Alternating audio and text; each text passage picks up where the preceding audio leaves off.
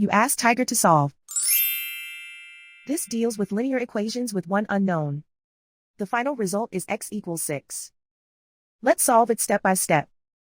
Group all x terms on the left side of the equation. Subtract x from both sides.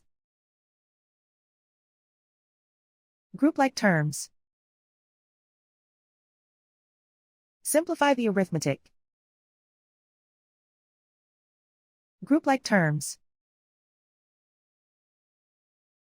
Simplify the arithmetic.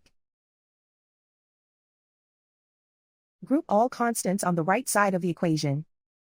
Subtract 3 from both sides. Simplify the arithmetic.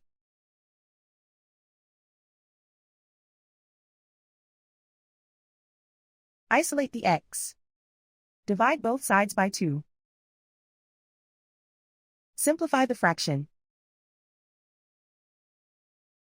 Find the greatest common factor of the numerator and denominator. Factor out and cancel the greatest common factor.